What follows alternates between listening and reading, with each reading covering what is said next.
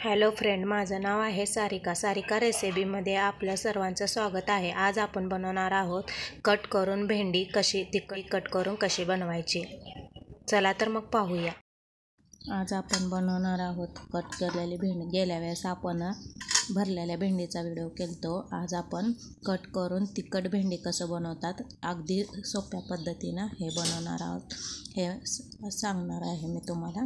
हे भेंडी आहे ना, पुढचं आणि पाठीमागचं कट करून घ्यायचं आणि ह्याच्यात बारीक बारीक तुकडे।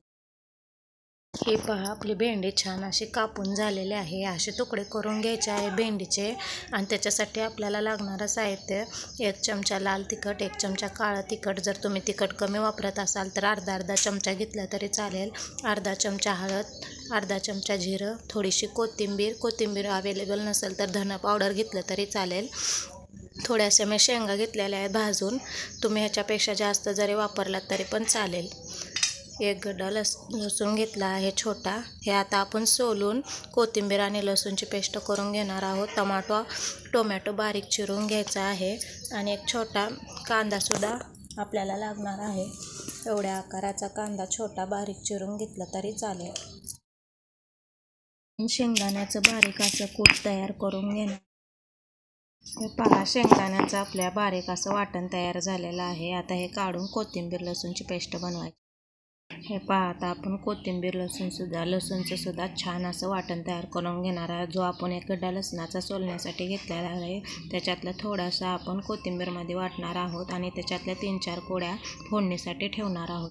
तर तयार करताना थोडंसं मीठ आपण ह्याच्यात मिक्स करून घेणार आहोत। आपलं कोथिंबीरचं आणि लसूणचं पेस्ट झालेलं आहे आणि जे 4-5 कोड्या आपण ठेवलेल्या आहेत ते पण ह्याप्रमाणे आपण चेचून घ्यायचं आहे फोडणीसाठी। माझं इथं वाटण पण कूट पण तयार झालेलं आहे शेंगदाण्याचं।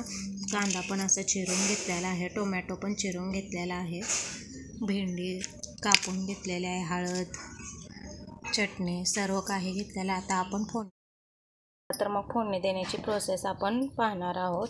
त्यासाठी मी तवा गरम करायला ठेवला आहे। तुम्ही पाहिजे असेल तर कढईसुद्धा घेऊ शकता। आता आपण ह्याच्यावर भेंडी भाजणार।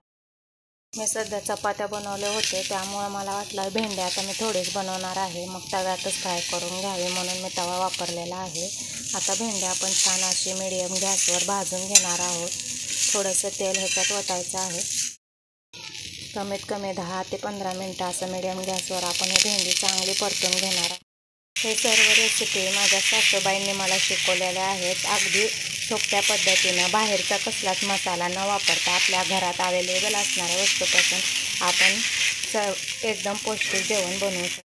हे पहा, भेंडी आपली छान अशी भाजून झालेली आहे। मी ते ताटात काढून आता गॅस आपण एकदम स्लो करून घेणार आहोत, कारण फोडणीचे साहित्य करपणार नाही। 1 माप तेल घालायचं आहे फोडणीसाठी। लगेच जिरा आणि लसूणचं पेस्ट घालायचं आहे। जिरा आणि लसूण घालायचं आहे। लसूण आपला छान परतला की लगेच कांदा घालायचा आहे। कांदा व्यवस्थित परतला की कोथिंबीर आणि लसूणची पेस्ट घालायची आहे। कोथिंबीर लसूणची पेस्ट घेऊन आता चांगलं व्यवस्थित तेलात परतून घ्यायचं आहे। नंतर हळद घालणार आहोत। आता आपण चटणी टाकून परतून घेणार आहोत व्यवस्थित। सगळं व्यवस्थित परतून घ्यायचं आहे आणि तेलात व्यवस्थित परतून घेतल्यामुळं आपली भेंडी आपल्याला मिरचट लागत नाही, त्यामुळे तेलातच चटणी परतून घ्यायची आहे।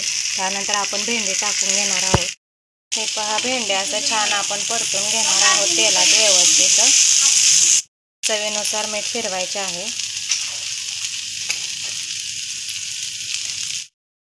मीठ फिरवल्यानंतर पुन्हा एकदा आपण व्यवस्थित ह्याला परतून घेणार आहोत। आता शेंगाचं वाटण आपण ह्याच्यात टाकणार आहोत। हे पण व्यवस्थित असं फिरवून घ्यायचं आहे, परतून घ्यायचं आहे। हा, आपली भेंडी असं छान परतून झालेली आहे। आता ह्याचा झाकण ठेवून आपण 5 ते 7 मिनिट व्यवस्थित वाफवून घेणार आहोत। गॅस एकदम स्लो करायचा। हे पहा, 5 ते 7 मिनिट झाले आहे। आपली भेंडी छान अशी वाफवून तयार झाली। पटकन होणारी आणि खायला एकदम चवीला टेस्टी अशी भेंडी आहे। एकदा नक्की ट्राय करा। आवडले तर लाईक, शेअर, सबस्क्राईब करा विसरू नका।